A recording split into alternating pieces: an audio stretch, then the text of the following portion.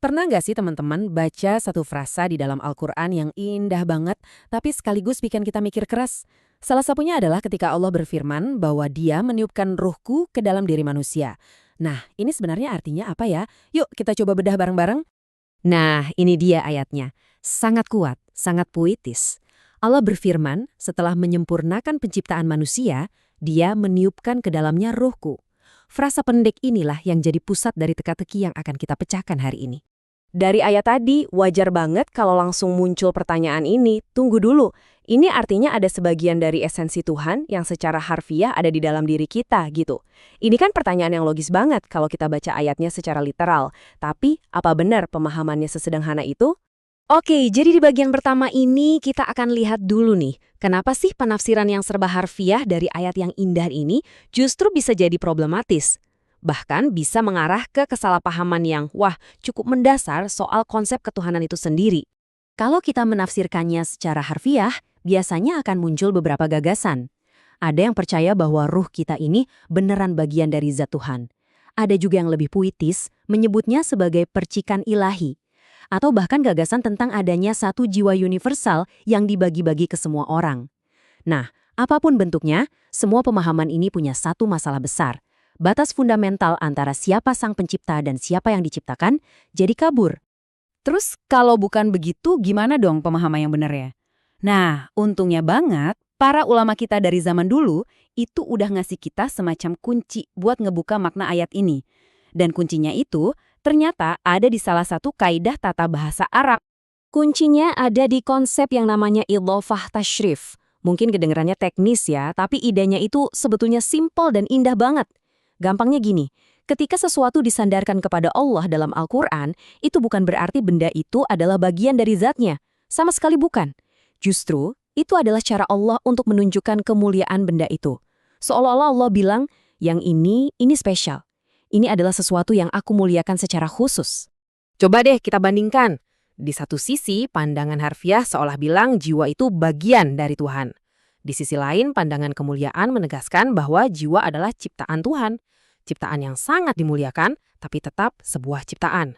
Perbedaannya ini bukan cuma beda tipis, tapi fundamental banget. Karena ini menjaga prinsip paling inti dalam Islam, yaitu tauhid, keesaan mutlak Allah yang sama sekali berbeda dan terpisah dari makhluknya. Dan yang lebih menarik lagi, ternyata gaya bahasa untuk menunjukkan kemuliaan ini bukan cuma dipakai untuk ruh aja loh. Ini tuh kayak sebuah pola yang konsisten di seluruh Al-Quran. Biar lebih kebayang, yuk kita lihat contoh-contoh lainnya. Nah, lihat deh polanya di sini, jelas banget. Kita sering dengar istilah Baitullah kan, artinya secara harfiah rumah Allah.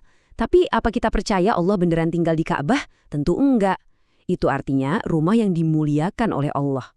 Sama juga kayak naqatullah, unta betinanya Nabi Soleh. Disebut unta Allah bukan karena itu miliknya secara fisik, tapi buat nunjukin statusnya yang istimewa. Nah, dengan logika yang persis sama, ketika Allah bilang ruhi atau ruhku, itu artinya adalah ruh yang aku ciptakan dan aku muliakan secara khusus.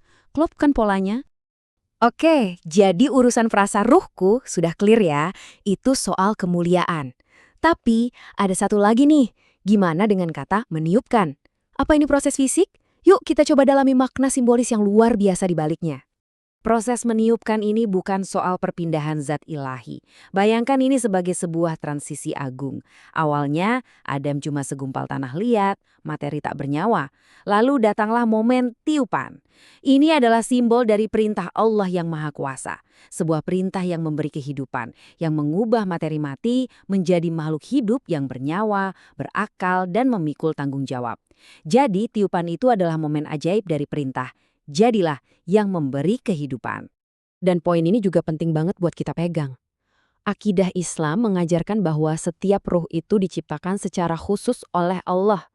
Setiap ruh adalah entitas yang unik dan berdiri sendiri. Jadi tidak ada konsep ruh kita nanti akan melebur kembali ke dalam Tuhan atau esensi universal. Enggak, setiap ruh adalah ciptaan yang individual.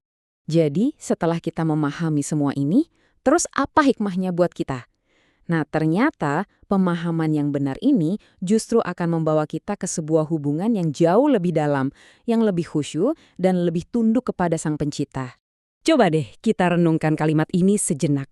Kedekatan spiritual yang sejati kepada Tuhan itu tidak akan menghapus batasan antara pencipta dan ciptaan. Justru kebalikannya, semakin kita merasa dekat dengannya, semakin kita sadar akan keagungannya yang tak terbatas dan kehambaan kita yang mutlak. Batas itu justru semakin jelas. Jadi, poin utamanya sebenarnya ini.